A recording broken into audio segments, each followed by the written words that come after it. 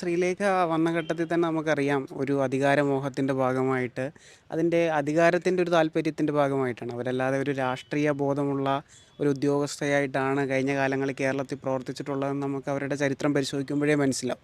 അപ്പോൾ ആ നിലയിലല്ലാതെ ഒരാൾ പെട്ടെന്ന് രാഷ്ട്രീയത്തിലേക്ക് കടന്നു വരുന്നു. ആ രാഷ്ട്രീയത്തിൽ കടന്നു വന്ന് കൗൺസിലറായിട്ട് മത്സരിക്കാനായിട്ട് നിൽക്കുന്നു. ജനങ്ങളുടെ ഇടയിൽ ഇടപെടുമ്പോൾ നമുക്ക് സ്വാഭാവികമായി സാധാരണപ്പെട്ട ഒരു കേരളീയന് മനസ്സിലാവുന്ന കാര്യമാണ് അത് തീർച്ചയായും ഒരു അധികാരമോഹത്തിൻ്റെ ഭാഗമായി ചില വർഗീയ താല്പര്യങ്ങളുടെ ഭാഗമായാണ് അവരെല്ലാ കാലത്തും നിലകൊണ്ടിട്ടുള്ളത്. അപ്പോൾ അതിൻ്റെ ഭാഗമായി തന്നെയാണ് ആ അധികാരം കിട്ടും എന്നതിൻ്റെ ഭാഗമായി ഇപ്പോൾ BJP പോലുള്ളൊരു വർഗീയ കക്ഷി അവർ കൂട്ടുപിടിച്ചു.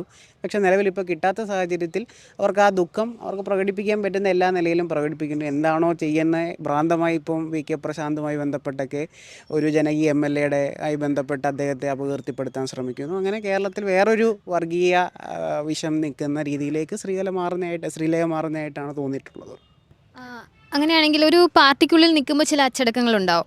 ഉറപ്പായിട്ടും അത്തരത്തിലുള്ള അച്ചടക്ക ലംഘനമാണ് ശരിക്കും ശ്രീലേഖ ചെയ്യുന്നത്. അതിനെക്കുറിച്ച് എന്താണ് പറയാനുള്ളത്? സ്വാഭാവികമായി ഞാനിപ്പോൾ പറഞ്ഞ പോലെ തന്നെ ഒരു പാർട്ടി ഈ സംഘടനാ രീതിക്കകത്ത് യോജിച്ചു പോവുക എന്നുള്ളതല്ലല്ലോ. അവരുടെ ആഗ്രഹം തന്നെ ഒരു സ്ഥാനത്ത് എത്തണമെന്നതായിരുന്നു. അപ്പോൾ ആ സ്ഥാനത്ത് എത്തണം എന്ന ആഗ്രഹത്തിനോട് ഒട്ടും നീതി പുലർത്താൻ ആ പാർട്ടിക്ക് കഴിഞ്ഞില്ല. അപ്പോൾ അത് സ്വാഭാവികമായിട്ട് അവർ ആ പാർട്ടിക്കെതിരായിട്ടോ അല്ലെങ്കിൽ പാർട്ടിയുടെ ഭരണഘടനയ്ക്കോ അല്ലെങ്കിൽ പാർട്ടിക്ക് വിധേയപ്പെടാതെ പ്രവർത്തിച്ചു കൊണ്ടിരിക്കുന്നു എന്നുള്ളതാണ് നമ്മൾ കാണുന്നത്. ഇപ്പം BJP പോലുള്ളൊരു പാർട്ടിക്കകത്ത് ഇത് അത്ഭുതകരമായ കാര്യമൊന്നുമല്ല. സ്വാഭാവികമായി അവരങ്ങനെയാണ്. ഇപ്പം BJPയും കോൺഗ്രസും ഒക്കെ നമുക്കറിയാവുന്നതാണ്. അധികാരത്തിന് വേണ്ടി ഏത് നിലയിലും പ്രവർത്തിച്ചു കൊണ്ടിരിക്കുന്ന ആളുകളാണ്. അപ്പോൾ ആ നിലയിൽ കാണാം എന്നുള്ളതാണ് തോന്നുന്നത്.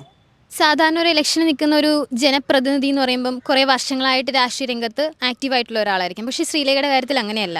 പെട്ടെന്ന് മുളച്ചു വന്നൊരു ആളാണ്. അപ്പോൾ എന്തുകൊണ്ടായിരിക്കാം ശാസ്തമംഗലത്ത് അവർക്കൊരു വിജയം പോലും ഉണ്ടായത്? കാരണം ആൾക്കാർ അത്രയും ആലോചിക്കാതെ ചെയ്താണെന്ന് തോന്നുന്നുണ്ടോ? സ്വാഭാവികമായി അങ്ങനെയാണ് തോന്നുന്നത്. ഇപ്പോൾ ഒരാളെ നൂലിൽ കെട്ടി ഇറക്കുമ്പോഴത്തേക്ക് ജനങ്ങൾ കുറേ കൂടെയൊക്കെ ആലോചിച്ച് ബോധവാന്മാരായിട്ട് ഞങ്ങളുടെ നാട്ടിന് വേണ്ടി ആരാണ് പ്രവർത്തിച്ചതെന്ന് ആലോചിച്ചിരുന്നെങ്കിൽ ഒരിക്കലും ഇങ്ങനൊരു കക്ഷി ജയിച്ചു വരില്ലല്ലോ. അപ്പോൾ സ്വാഭാവികമായി ശാസ്ത്രമംഗലംകാർക്ക് ഒരു അബദ്ധം പറ്റിയതായിരിക്കണം എന്നാണ് വിചാരിക്കുന്നത്. ഇപ്പോൾ ഇന്ന് പറഞ്ഞിട്ടുണ്ട്, അതായത് ഈ ഒരു മേയർ സ്ഥാനം കിട്ടാതെ വന്ന സമയത്ത് നിയമസഭാ തിരഞ്ഞെടുപ്പിൽ പുള്ളിക്കാരിയെ കൂടി ഉൾപ്പെടുത്തുമെന്ന് പറഞ്ഞു. അപ്പോൾ എന്തായാലും ഇന്ന് പറഞ്ഞിരിക്കുകയാണ് ഞാൻ ഇനി ഒരു തിരഞ്ഞെടുപ്പിനില്ല എന്ന്. എന്താണ് അതിനെക്കുറിച്ച് പറയാനുള്ളത്?